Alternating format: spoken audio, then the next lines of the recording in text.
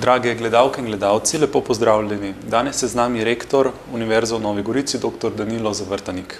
Lepo pozdravljeni, najlepša hvala za obisk. Lepo pozdravljeni.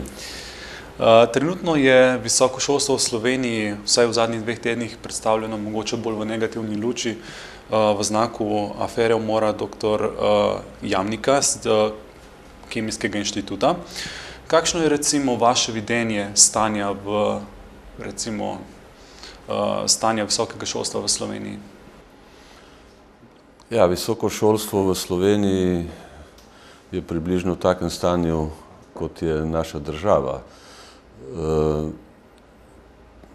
Moje opažanje je to, da v zadnjih 20 letih oziroma od osamosvojitve nismo storili vsega, kar bi lahko storili za razvoj visokega šolstva. Tako kot tudi nismo nekaterih stvari naredili, ki bi jih morali za uspešen razvoj naše države. Slovenija je pač tako okolje, kjer se zelo bojimo sprememb, zelo bojimo reform, kar nek strah obstaja, da bo vsaka reforma prinesla nekaj slabega. Ampak to je narobe, saj reforme ponavadi ne delamo zaradi tega, da bi poslabšali stanje, ampak delamo zato, da bi stanje izboljšali, modernizirali in se čim bolj približali, recimo v tem primeru, sistemu visokega šolstva, kot ga imajo druge razvite države. Jaz sem še vedno optimist, še je čas za te spremembe narediti in upam, da bomo enkrat zbrali dovolj korajže in to postorili. In kakšne bi bile recimo te glavne potrebne spremembe v visokem šolstvu? Glejte, sprememb bi bilo potrebnih kar nekaj, ampak sej mogoče se najlažje pogledati primer Avstrije, kjer so pred 5 ali celo 6 leti spremenili visokošolsko zakonodajo, kar radikalno so jo spremenili. Tudi to, da univerzitetni profesori in zaposleni na univerzah niso več javni uslužbenci, česar se mi strašno bojimo recimo v Sloveniji, ne. In stvari grejo na bolje. Avstrijsko visoko šolstvo se razvija, postaja vedno bolj moderno in vsi ti strahovi, ki so bili ob spremembah, so praktično zdaj po 5-6 letih izginili. Tukaj gre predvsem za, če govorimo zdaj o spremembah, to so strukturne spremembe v samem sistemu, gre predvsem za to, da se akademski svet modernizira, predvsem v smislu vodenja univerz, da imajo univerze večjo avtonomijo, da so sposobne hitreje reagirati, da nimajo tega okostenelega akademskega sistema, kjer preden sprejmete eno odločitev, lahko mine par let, ne.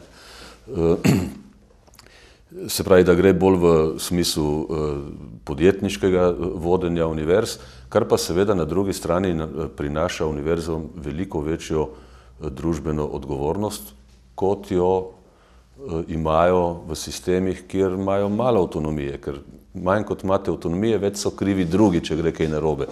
Bolj kot ste avtonomni, za svoje odločitve odgovarjate sami. No in tukaj obstaja v Sloveniji en tak strah, da to ne bo šlo, pa jaz ne vem zakaj, ne, sej konec koncev Slovenci nismo nič kaj drugačni ljudje, kot so, no vsaj lahko rečemo, kot so drugi Evropejci, ne. Tako da, ne vem, ta strah bo enkrat treba preživeti, se korajžno spustiti v spremembe in takrat bomo naredili velik korak naprej tudi v visokem šolstvu.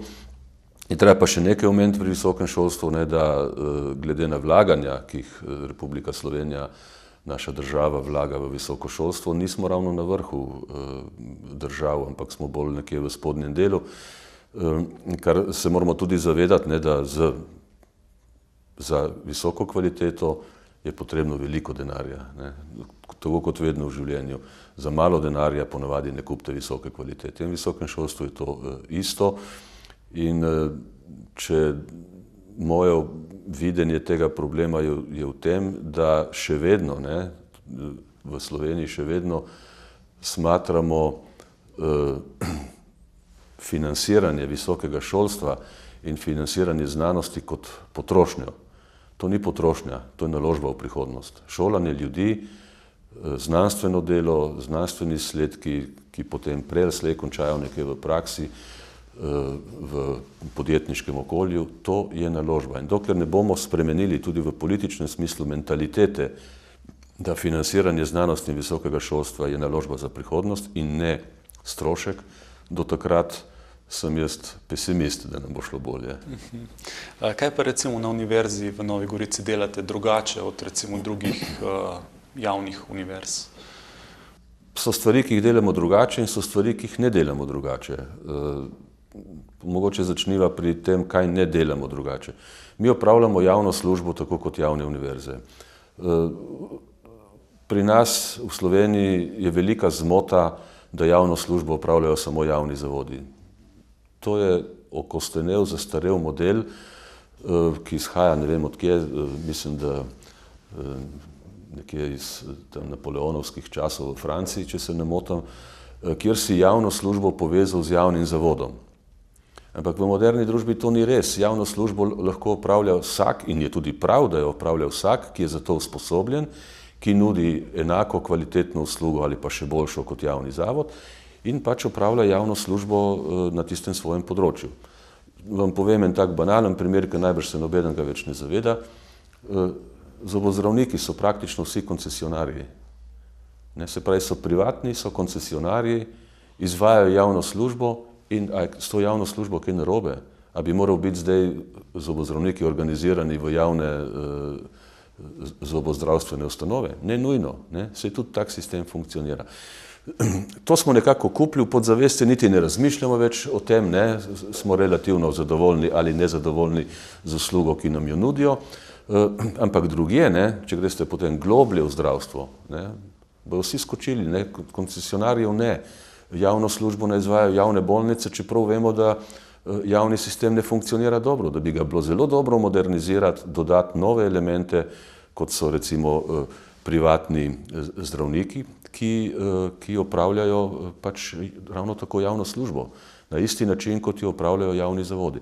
In ta slika se potem preslika v znanost, preslika se v visoko šolstvo in od tukaj, če se vrnem nazaj, tudi izhaja ta občutek, da Univerza v Novi Gorici dela nekaj drugega, ne javno službo. Ni res, mi delamo javno službo, ravno tako kot javne univerze in prepričan sem, da tudi enako dobro, če ne celo bolje.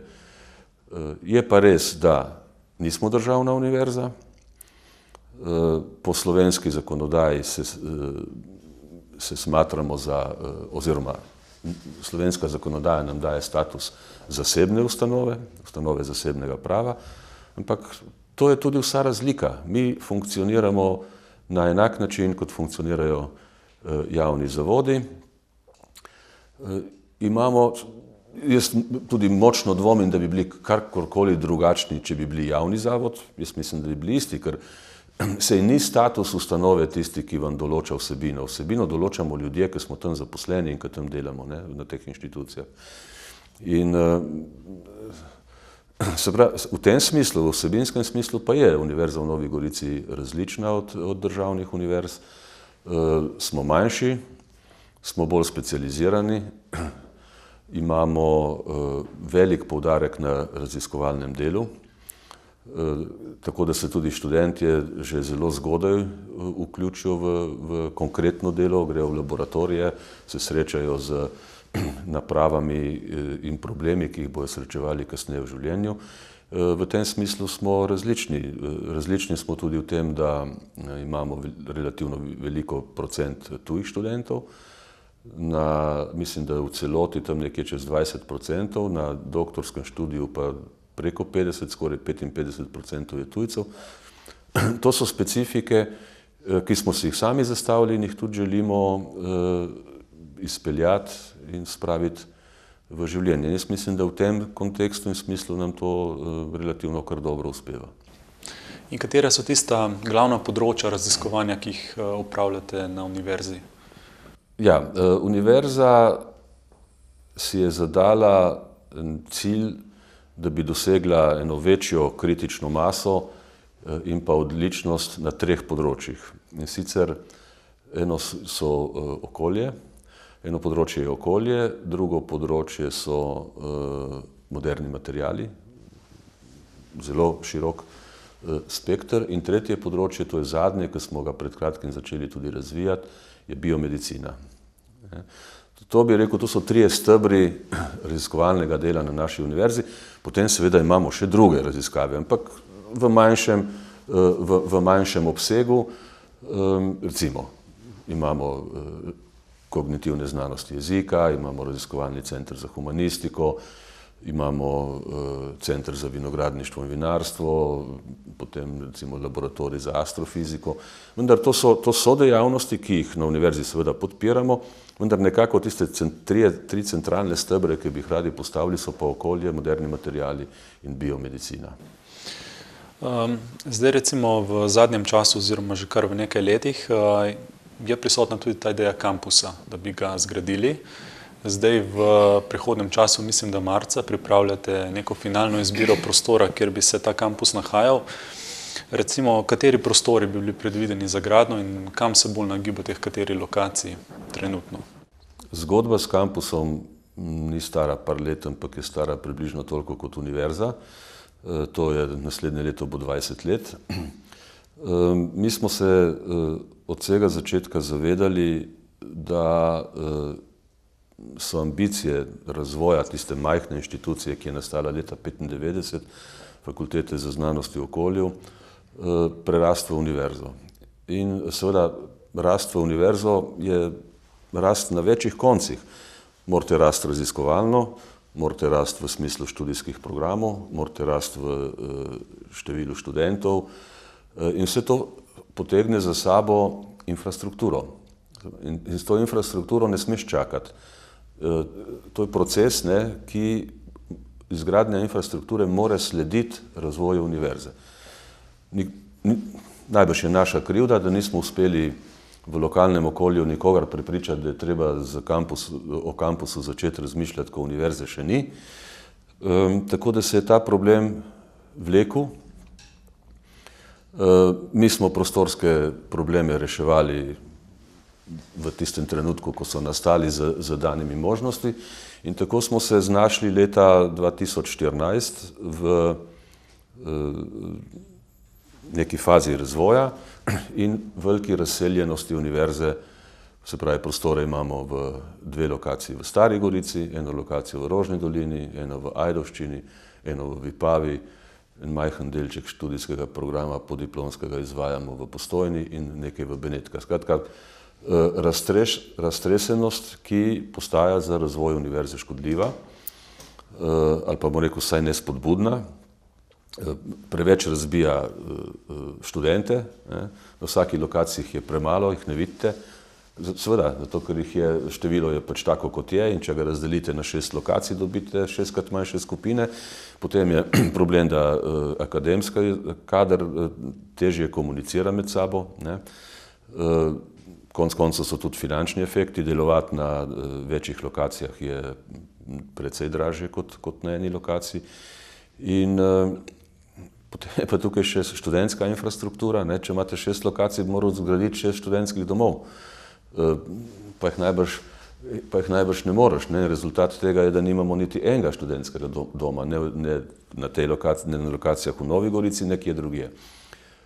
In ta problem je postal seveda z leti vsako leto bolj pereč, bolj problematičen in leta 2014 smo rekli, da je najbrž teh postopkov, ki niso nikamor pripeljali, treba ustaviti in je univerza vzela iskanje kampusa v svoje roke.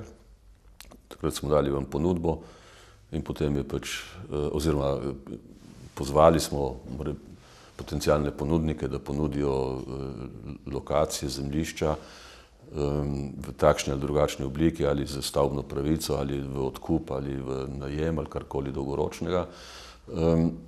In ta postopek zdaj teče. V končnem izboru smo imeli 3 lokacije, in sicer ena v Novi Gorici nasproti Perle, kar je bilo ponujeno, potem lokacija v Ajdovščini, to je bivša tisti predel, kjer je propadlo Primorje, imelo svoje prostore, in pa Vipava, ki je ponujala praktično greenfield zemljišča v Vipavi. Upravni odbor je takrat odločil, da izbere Vipavo, ta odločitev še zmeraj velja, ker pa je bilo tam nekaj problemov z poplavnostjo, so zahtevali dodatne študije in seveda tudi ostale potencialne ponudnike pozvali, naj svoje ponudbe izboljšajo. Tako da zdaj neka odločitev, ki jo univerza pričakuje, je verjetno tam nekje v koncem marca, začetku aprila, ko se bo upravni odbor ponovno sestal. In jaz upam, da bo odločil, kajti čas teče in vsako zamujeno leto pomeni manj možnosti za črpanje evropskih sredstev in seveda postavlja cilj izgraditve kampusa v daljno prihodnost, kar bi bilo pa za univerzo zelo slabo. Definitivno. Kaj pa recimo financiranje gradnje kampusa? Omenili ste, da bi to prihajalo iz evropskih sredstev, recimo imate tudi v mislih prispevek Slovenije oziroma univerze kot take? Zdaj, o finančni strukturi je težko govoriti, ker praktično za kakršenkoli razpis se prijaviti morate imeti gradbeno dovoljenje v predalu, mi pa nimamo niti še določene lokacije, kaj šele zemljišča. Ampak vsekakor mislim, da tukaj ni pričakovati, da bi univerza sama lahko zgradila kampus, tudi ni za pričakovati, da bi lokalne skupnosti lahko same zgradile kampus, ampak zato so namenjena investicijska sredstva skladov EU, Evropske unije, tudi najbrž norveškega mehanizma, švicarskega mehanizma in tako naprej. Tako da ni pa tudi izključena možnost tujega investitorja. Na univerzi vse te stvari pregledujemo in zaenkrat ničesar ne izločamo, se pravi, možnosti so sigurno evropska sredstva z dodatkom nekega denarja iz slovenskega proračuna ali pa tudi ne, ali pa mogoče dodatka iz lokalnih proračunov, ali pa tudi tega ne, mogoče dodatka univerze.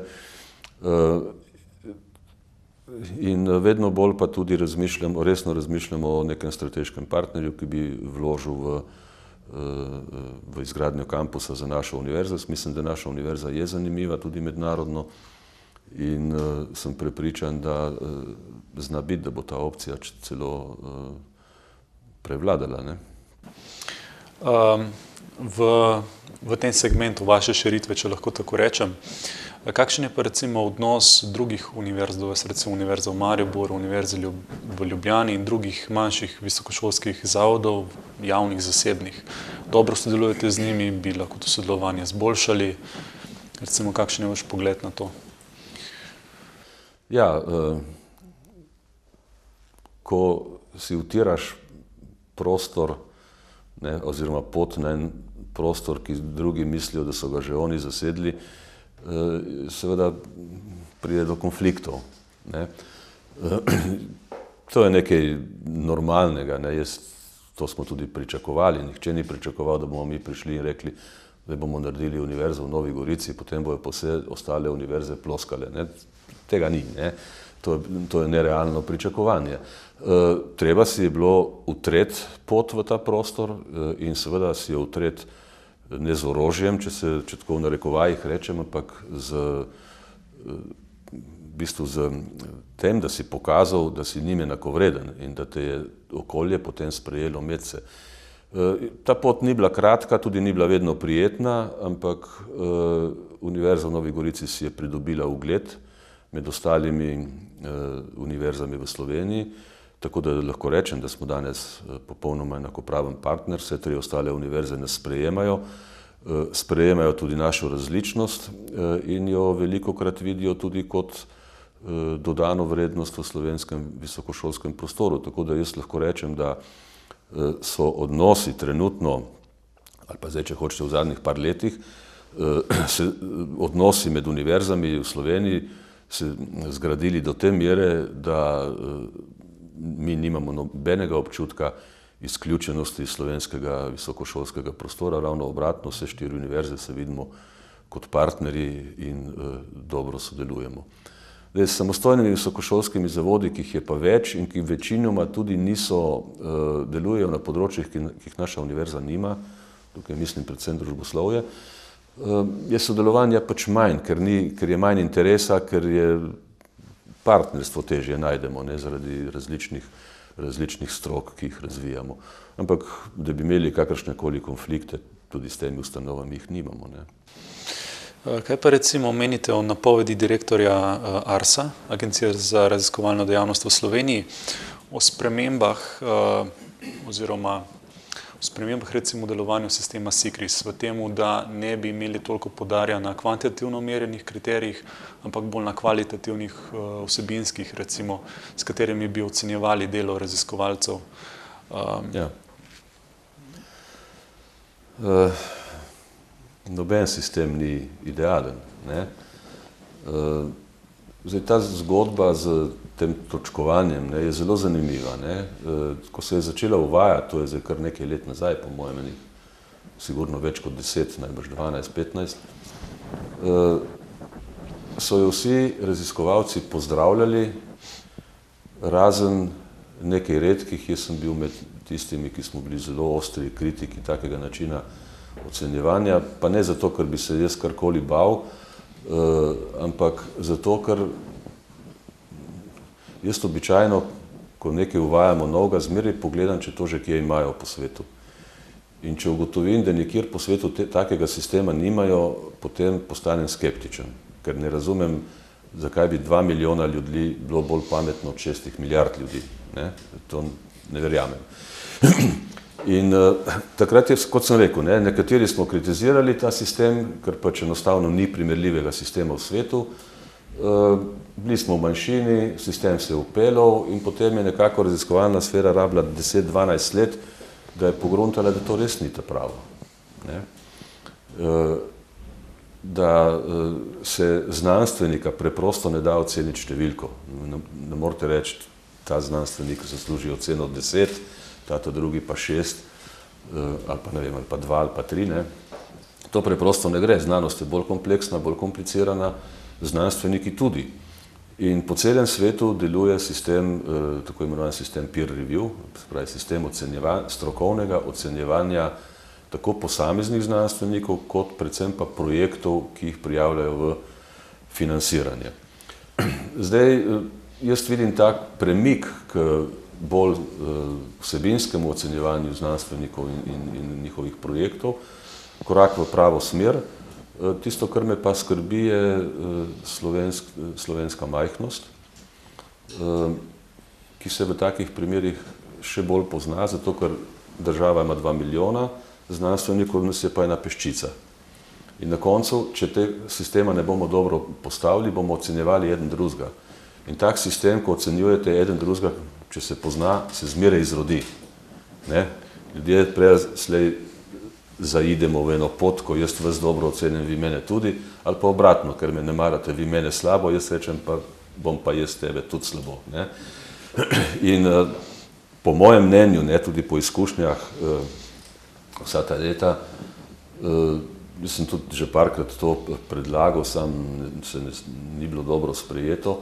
Za slovensko znanost, ne, v tem obsegu, kot mi znanost imamo, bi bilo najbolj primerno, če bi ocenjevanje preprosto predali eni večji državi.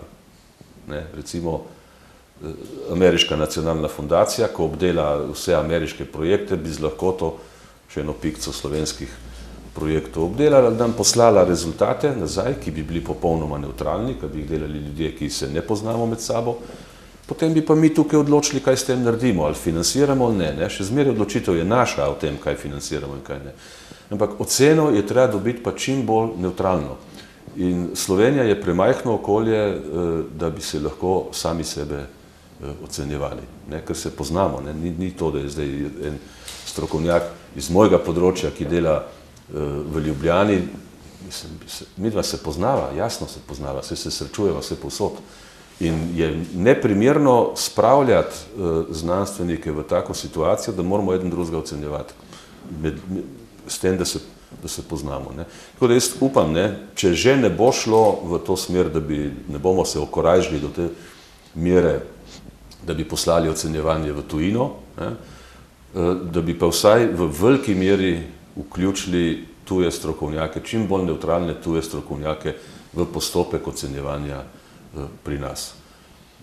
Tako da, se pravi, ja, zadeva gre v pravo smer, ampak so pasti, na katere bo treba paziti, če hočemo, da bomo dobili učinkovit sistem ocenjevanja.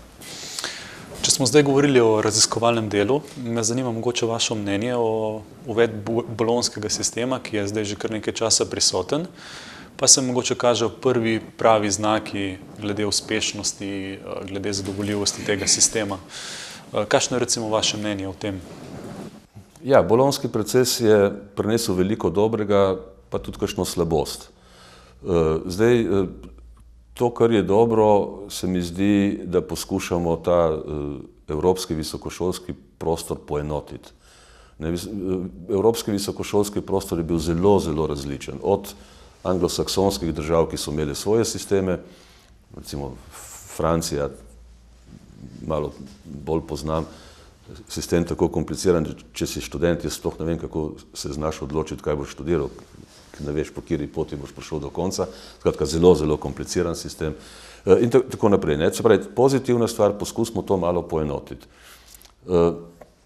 Zdaj, tipično v akademski sferi je bil slabo sprejet, ampak to predvsem zaradi tega, ker so na začetku naredili eno napako in so bolonjski proces štartali kot politično iniciativa, je prišla z politike, ni prišla od znotraj iz akademskega okolja in je bilo tako veliko skeptikov. Zdaj, po tolikih letih seveda vidimo nekaj problemov. Eden izmed njih je ta, da so študentje po prvi stopnji slabo zaposljivi, vsaj pri nas. In se je zdaj povečal, kar pomeni, da hočejo vsi drugo stopnjo narediti. Ampak cilj Bolonje je bil skrajšati prvo stopnjo, da so ljudje čim prej zaposljivi in se čim prej vključijo v aktivno delo. Tega nismo dosegli, ravno obratno. Kot sem rekel, večina se vpiše na drugo stopnjo, tako da zdaj povprečen študent konča drugo stopnjo, kar pomeni, da smo mu študij podaljšali za 1 leto in ga poslali na trg dela 1 leto kasneje, kot smo ga poslali prej v starem sistemu. Zdaj, Slovenija je bila tako kot običajno, mi, če nam kaj v tujini rečejo, poslušamo 100% ali pa 150%, če kdo doma kaj pove, pa tisto pa ni dobro. In tudi tukaj Bolonja recimo dopušča 3+2, prva stopnja 3, druga stopnja 2, tretja stopnja 3. Ampak dopušča pa tudi sistem 4+1+4. Mi smo ga zacementirali v 3+2+3, kar je bila napaka, ker smo v bistvu pokopirali anglosaksonski sistem, kjer je prva stopnja kratka, 3-letna. Nismo pa pogledali, kakšna je predizobrazba študentov pri nas, ko vstopijo v prvo stopnjo in kakšna je predizobrazba v anglosaksonskem svetu. Tam je izobrazba boljša kot naša. In zato njim v prvem letniku nekaterih stvari ni treba ponavljati. Mi recimo moramo, prvi letnik je v bistvu zaresna priprava študenta vedno bila na študij naprej, drugo leto, tretje leto, četrto leto. Tako da recimo za Slovenijo vsaj bi bilo veliko bolj smiselno, če bi vzeli sistem 4+1 in potem seveda doktorat absolutno je treba podaljšati na 4 leta. 3-letni doktorati so, milo rečeno, padla kvaliteta, ker v 3 letih se resnega doktorata, vsaj na področju trdih znanosti, medicine, biotehnologije in tako naprej, ne da narediti. Pa sem prepričan, da tudi na humanistiki je isto. Če nekdo more za doktorat delati z arhivskimi viri, 3 leta je preprosto povedano premalo.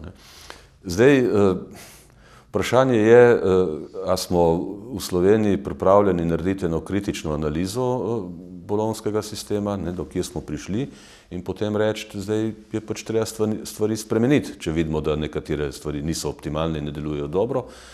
Tukaj sem pa jaz malo skeptik, ker pač Slovenci smo prestrašeni pred kakršnokoli spremembo in se bojim, da tega sistema ne bomo spremenili, kar bo pa slabo. Kar bo slabo predvsem za mlade ljudi, ker bodo prvič študirali 1 leto več, bili večinoma po prvi stopnji nezaposljivi in to seveda za mlade ljudi v nobenem primeru ni dobro, ne.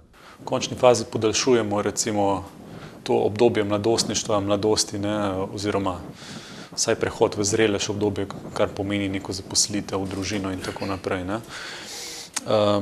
Kaj pa so recimo tista ključna področja, recimo v Goriški regiji, ki so pomembna recimo oziroma v katerih vidite zaposljivost mladih, boljšo zaposljivost, možnost kvalitetne zaposlitve in tako dalje? Ja, jaz ne vem, če sem ta pravi človek, da bi o tem govoril, ne. Če pogledate celotno Goriško ali pa mogoče celo Severno Primorsko, ne, Severna Primorska je v zadnjih 20 letih v tem smislu precej nazadovala. Jaz mislim, da ta zaposljivostna kapaciteta je bila prej bistveno večja, kot je sedaj. Tudi struktura delovnih mest se je zelo spremenila, tudi struktura firm se je zelo spremenila, ne. Teh velikih firm, ki so bili veliki zaposlovalci in kjer si tudi lahko ti usmerjal, ne, si rekel, ok, če rabimo v regiji letno 20-25 strojnikov, se splača odpreti študijski program za strojništvo. Ampak če danes, ko imaš majhne zaposlovalce, mogoče rabiš enega ali pa dva strojnika na leto, seveda to potem univerza se temu ne more prilagajati, ne. Tako da meni se zdi ta strukturna sprememba se mi zdi bolj pomembna kot samo število delovnih mest. In s tem, ko se je struktura spremenila, se je spremenila tudi kvaliteta teh delovnih mest in tako da ne vem, kaj ne rečem.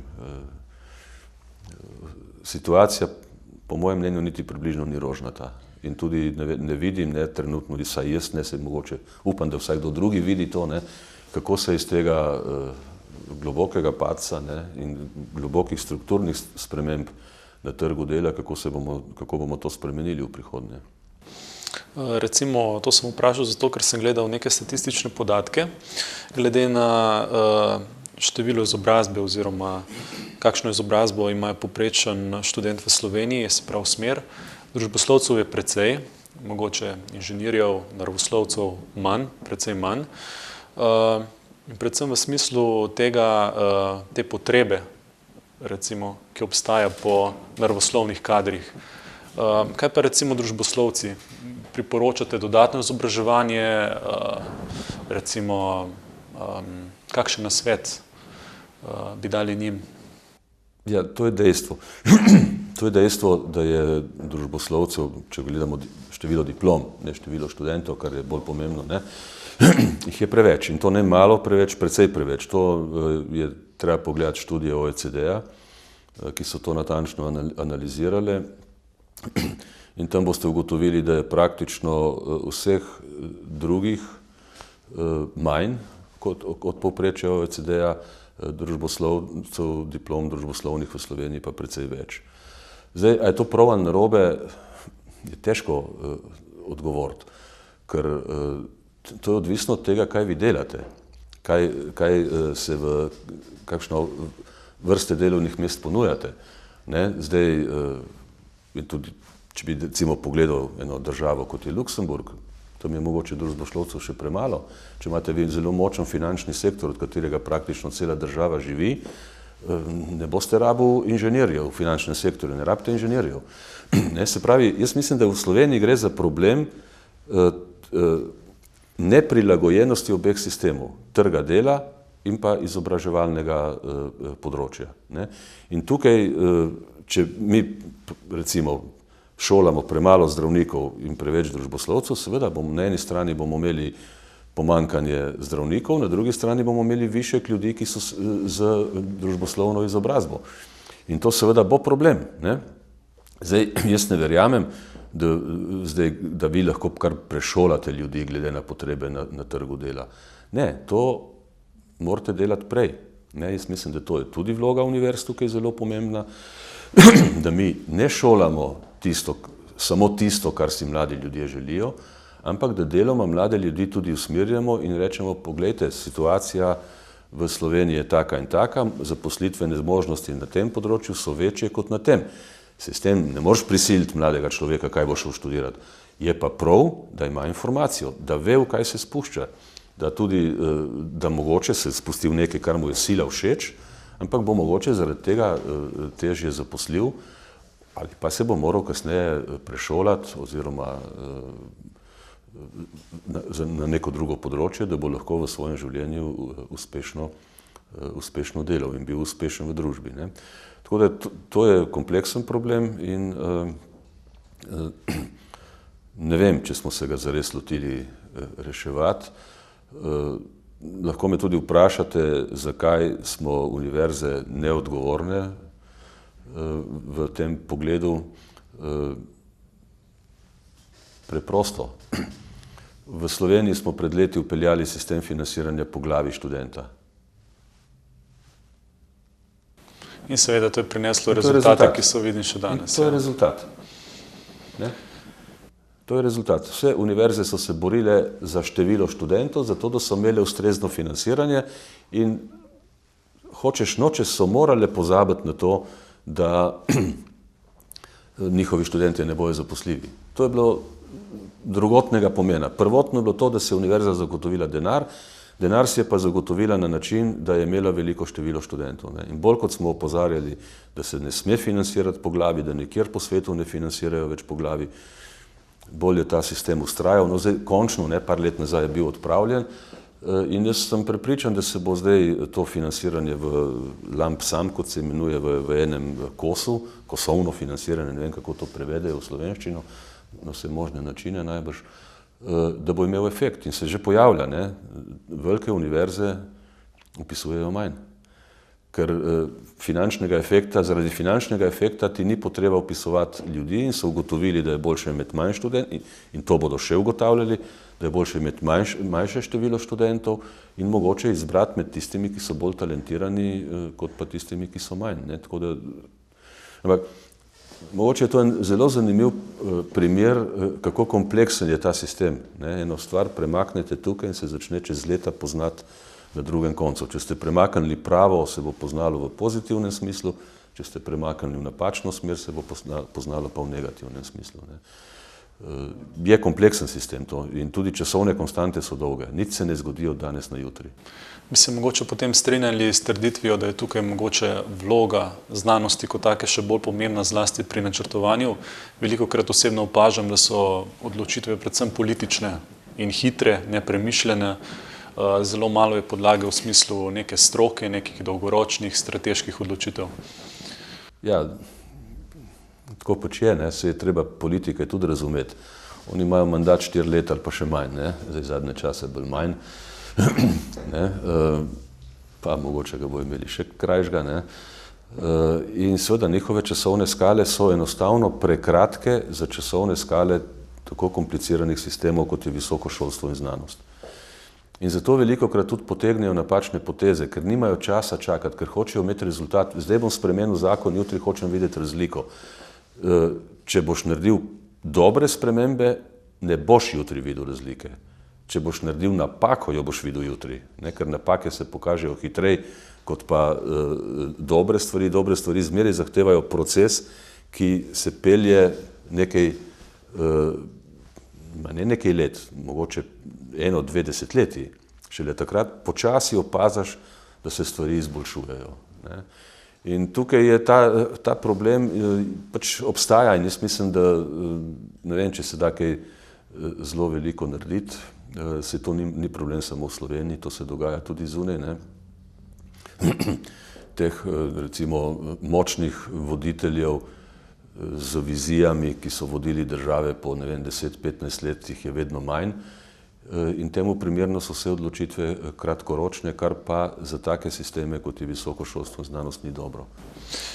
Kaj pa recimo, ko govorimo o študentski populaciji, moče opažate kakšne razlike v primerjavi z drugimi študentskimi populacijami po Evropi, recimo z nemškimi, francoskimi in tako dalje? Ja. So mogoče zelo drugačni slovenski študenti in kakšne so tiste lastnosti, recimo, ki jih najbolj posebljajo? Zdaj, če mogoče začnemo pri doktorskih študentih, ne? Ogromne razlike so. Najbolj motivirani so Kitajci. In potem bolj, kot greste proti zahodu, vedno manjša je ta motiviranost in to se strahovito opazi. Jaz vidim pri nas, mi imamo 55% doktorskih študentov je tujcev, prihajajo z vse posod, z Indije, Kitajske, z Irana, z zahodnih držav, z Južne Amerike in vzhodnjaki so neverjetno bolj motivirani, delavni. Zato smo se velikokrat sprašvali, zakaj en Kitajc recimo je, če gledate navadnega delavca, tam, recimo nekaj gradbeništvo dela na Kitajskem, se mislite, terajo ga, saj nima izbire, more delati. Doktorskega študenta ne moreš terati v tem smislu, ne vem, da boš kričal na njega ali karkoli, ga moraš motivirati. In je, mislim, motivirati, jaz bi rekel, da Kitajcev ne rabiš motivirati, so motivirani sami od sebe, ampak recimo so mi pol razlagali tudi, na Kitajskem imeti doktorja v družini je to čast za širšo družino. To ni nekaj tako, kot pri nas reče, pa tam pa doktorat, pa kaj pol, Ne, to je tam nekaj pomeni. Tudi v družbi ima svoj pomen. To pomeni, da imaš enega pametnega človeka v družini, ki ima dobre možnosti, da bo v življenju uspel in postal uspešen in bojo od tega vsi nekaj dobrega imeli. Ožja družba, družina, on osebno, pa še najbrž širša družba tudi. In temu primerno verjetno izhaja ta motivacija teh ljudi, ker vidijo en cilj pred sabo. Nekaj bom v življenju bom postal nekaj, kar ta družba ceni. Zdaj, če vidi tega mehanizma ni v družbi, potem postane to tako, ne vem, zdaj pameten sem, pa ne vem prav dobro, kaj bi delal, bom šel pa doktorat. Bom povedal en primer enega mojega študenta, mogoče vam lahko dva primera povem. Mojega študenta, ki sem ga jaz vedno vprašam, bi delal doktorat, ja, v redu, se bomo zmenili, ampak zdaj mi pa povej, zakaj bi ti delal doktorat, zakaj. In me je gledal, sem rekel, ja, zakaj si se odločil, da boš delal doktorat? In potem mi je odgovoril, rekel, ja, kaj pa naj delam? Sej šolo sem končal z najboljšimi ocenami in zdaj kaj pa naj delam šolo naprej. Za razliko od, recimo, pa ni treba iti zelo daleč. Tukaj iz Italije je prišla ena mlada punca, ravno letos, tam v septembru, in je rekla, da jo zelo zanima astrofizika in da bi rada delala doktorat iz tega. Jaz sem, tako kot je navada, rekel, fajn, ampak jaz trenutno nimam mesta za še enega doktorskega študenta. V mislih sem imel seveda mladega raziskovalca, ki je ustrezno financiran tudi, in pa me je gledala pa rekla, pa sej jaz ne rabim nobenega denarja. Jaz bi samo doktorat rada delala. Tako da tukaj se nekaj naučiš, prvič motivacija Kitajca, drugič italijanskega študenta, ki ne išče socialnih, kako bi rekel, transferjev, s tem, da ko bo postal študent, mu pripada to, mu pripada drugo. Ne, ona hoče biti, se hoče naučiti astrofiziko. In slovenski študentje, moram reči, da kar opazujejo te tujce, ki jih imamo, in nekako jim postaja vedno bolj jasno, da če tudi pri njih ne bo primerne motiviranosti, jih bo svet je globalen v znanosti, in jih bojo tile ljudje iz drugih okolij enostavno prehiteli. In je v bistvu ta mednarodna pestrost študentov na doktorskem študiju v bistvu zelo koristna. Ne samo, da jo univerza kaže, kot smo zanimivi za tuje študente, ampak ima tudi ta efekt na naše študente, da opažajo, da je treba biti motiviran, da je to delo, ki te more zanimati, da tega ne moreš delati samo zato, da boš, ne vem, dosegel doktorski naziv. Bi mogoče lahko tudi rekli, da bi bila prisotnost visokega šolstva recimo zelo pomembna tudi recimo že v srednjih šolah. Recimo nek doktor verjetno ima več uvida v trenutno tematiko, trenutne aspekte, recimo na nekem globalnem nivoju kot mogoče profesor v srednji šoli. recimo primer na Finskem, ne, v njihovem visokošolskem in seveda tudi nižješolskem sistemu imajo precej doktorjev, oziroma precej večina profesorjev že na srednjem nivoju je doktorjev, ne, in mogoče ponujajo kak aspekt več kot recimo. Jaz osebno mislim, da za srednjo šolo ni nujno potrebno, da bi učitelj imel doktorat. Je pa pomembno, da učitelj tisti svoj predmet, ki ga uči, ljubi, da je pripravljen slediti novosti, ki se dogajajo v svetu in da potem posledično tudi sposoben te mlade ljudi motivirati. Seveda univerze s srednjimi šolami vedno sodelujemo. Mi, če srednja šola reče, naredite nam eno zanimivo predavanje iz tega in tega področja, bomo mi šli to z veseljem narediti. Konec koncev, če z drugega razloga ne, to so naši potencialni študentje. Zakaj jim ne bi že v srednji šoli pomagali predstaviti, kako izgledajo stvari in kakšne so njihove možnosti in opcije za študij. To z veseljem naredimo, to tudi delamo, imamo tudi gimnazije, kjer to stalno tečejo taka predavanja. Za samega profesorja pa na srednjih šolah jaz mislim, da bi bil pogoj doktorat, bi bilo absolutno nepotrebno. Če ga ima, fajn, nič narobe, ampak mislim pa, da bi zahtevali od njega doktorat, da bi lahko učil na srednji šoli, se mi zdi pa to pretirano. Ne.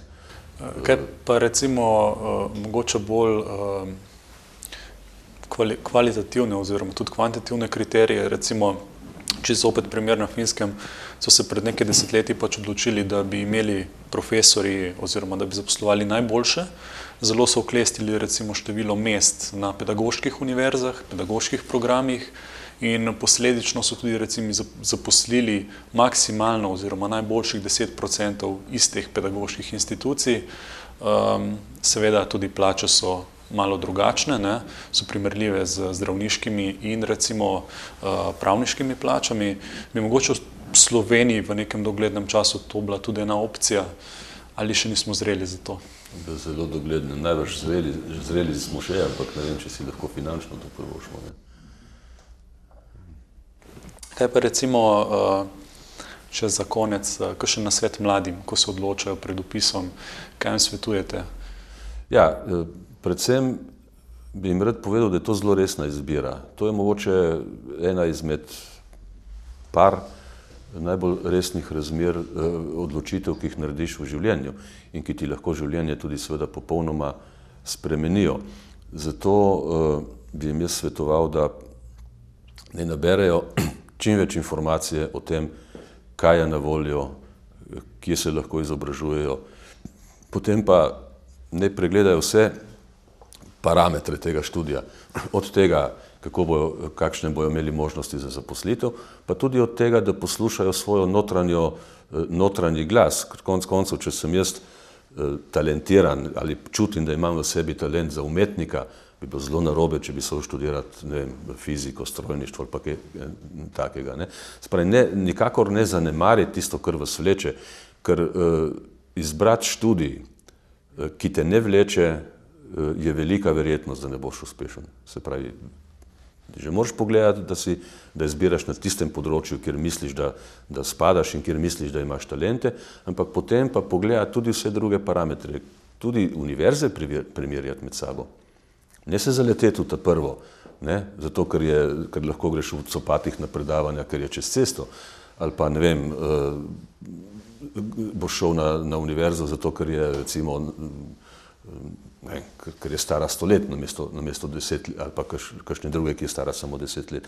Ne, izberi, poglej, kako na tisti univerzi učijo, skratka, vse te parametre dobro premisliti, potem pa odločitev in ko si se enkrat odločil, potem je pa samo delo, delo in delo.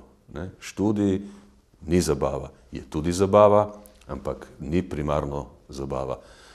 Študij je resno delo, in to je, takrat imaš priložnost, da se nekaj zares naučiš, imaš profesorje na razpolago, ampak brez dela ne bo uspeha, tudi če si izbral tisto, kar ti najbolj leži, če ne boš pridno delal, ne bo uspeha. In še to, ne mislite si, da je enako lahko študirati pri 20 letih kot pri 40, ne, ko včasih rečem, ja, bomo probali, pa zdaj samo malo bomo študentski status, pa malce tako, pa bom pol že enkrat kasneje to naredil. Ne, vsako leto, ko si starejši, je muka pri študiju bistveno večja. Ne. Leta niso slučajna, da si takrat na univerzi. To so leta, ki so optimalna za študirati in jih je treba za to maksimalno izkoristiti. To pa seveda niti približno ne pomeni, da ne ostane dovolj časa za zabavo. Zabava je tudi del življenja, predvsem in mladih in starih, in seveda ne bi bilo pravilno, da bi študij mladega človeka toliko zamoril, da se ne bi mogel več normalno živeti in normalno zabavati. Ampak se zavedati, da je to resno delo in da je to naložba, ki se ti bo vse življenje poznala, ali si jo izkoristil na tak ali na drugačen način. Posledice bo imela v tvojem življenju. Kaj pa recimo menite predvsem o neki zaposlitveni strukturi? Večina študentov danes poleg študija dela še prek študentskih servisov, tako da so že tam recimo časovno zaposleni. Imate mogoče kakšno zamisel glede tega, kako bi se to lahko rešilo v tujini, recimo jih financirajo polno, tako da so lahko striktno posvečeni samo študiju? Ja, jaz nisem pristaš študentskega dela. Ja, do neke mere je celo koristno. Jaz recimo bi zelo priporočil, da bi se študent vključil v delo na univerzi, tudi če bi bilo minimalno plačano ali pa tudi če ne bi bilo plačano, ker je to naložba v njegovo znanje. Ampak jaz moram reči, da zmeraj trpim, ampak dobesedno trpim, ko pridem v trgovino in vidim na blagajni študentke. Ponavadi je celo tako, da je na blagajni študentka, njena mama pa brezposelna. Na tistem delu bi morala sedeti njena mama, študentka pa morala v šoli študirati. Seveda je treba tudi razumeti, da nekateri imajo finančne težave in težko študirajo, ker prihajajo iz ekonomsko in drugače ogroženih družin. In tukaj bi pa morala nastopiti država. Mi imamo sistem zastonj študija, ki ni zares zastonj, da smo si na jasnem. Predavanj ne plačate, vse ostalo pa plačate, tako kot kje drugje. In ta sistem se meni zdi socialno krivičen. Vsi trdijo, da je kako je to socialno pravično, da imamo vsi enak dostop do študija. Jaz pa trdim, da je ta sistem socialno zelo krivičen. Zato, ker daje zastonj študij tistim, ki bi jim starši ga lahko plačali, pa tem, ki jim starši tudi zastonj študija ne bojo mogli omogočiti, zato ker enostavno ne bo mogel plačati študentskega doma ali česa drugega. Pravi, ta je krivičen. Tisti, ki imamo denar, bi morali šolanje svojih otrok plačati. Tista del družbe, ki nima denarja, ki ne more svojemu otroku omogočiti študija, bi ga morala država polno financirati. Ampak ne tako, kot zdaj reči zastonj študij. Polno. Če je talentiran človek, mlad, ki prihaja iz družine, ki je socialno in ekonomsko ogrožena, bi morala država reči, dobiš študentski dom zastonj, dobiš šolanje zastonj, dobiš še štipendijo, 300, 400, 500 evrov na mesec. Skratka, omogočiti, da ta študent lahko šola. Danes imamo pa sistem, ki mu pravimo socialno pravičen, kar po mojem ni, kjer pa seveda tisti, ki imajo zastonj šolo, imajo še šolo zastonj, ne vem, zakaj jo rabiš še šolo zastonj. Ta drugi, ki pa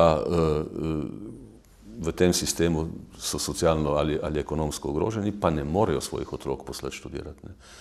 In meni se to ne zdi socialno pravično. Jaz mislim, da socialno pravično bi bilo, da tisti, ki imamo sredstva za svoje otroke šolati, bi šolanje plačali, šolnino vred. Medtem, ko tisti, kot sem že rekel prej, ki pa nimajo, jim je treba pa polno omogočiti financiranje študija, od bivanja do prehrane, do vsega. In zato sem jaz tudi pristaš šolnin. Jaz mislim, da šolnine bi morale biti. Družba, veste, se je razslojila. Mi ne smete primerjati zdaj zastonj šolstva v sistemu prej, socialističnem in zdaj. Tam smo imeli približno vsi enake plače in je bilo zato tudi mogoče pravilno in oportuno, da je bilo šolanje za vse zastonj. Od takrat do danes se je družba zelo razslojila, ampak močno razslojila. Mi imamo ljudi, ki imajo ki bi lahko vse plačali, in imamo ljudi, ki nimajo, ki si ne morejo nič privoščiti, niti šolanje za svojega otroka. In mislim, da šolnine ne bilo nič narobe, ne, se pravi, tisti, ki imajo denar, ne plačajo šolnine. Recimo Slovenija, ne, zanimivo, recimo, če imate šolnino, mi imamo na nekih študijih šolnine, ne, če imate šolnino 2500 evrov, recimo na leto, kar se zunaj niti ne smatra za šolnino, ampak za vpisnino, je drago. Glejte, 3 leta šolanja vašega otroka bi stalo 7500 evrov. A pogledamo vozni park, kdo v 3 letih zamenja avtomobile, ki so vredni več kot 7500 evrov. Se pravi, za avto ni škoda, za šolati otroka je pa škoda denarja, ne? Pa dajmo tukaj končati. Gospod Zavrtanik, hvala lepa za obisk. Hvala za povabilo. Lep pozdrav tudi gledalkam in gledalcem, se vidimo prihodnjič.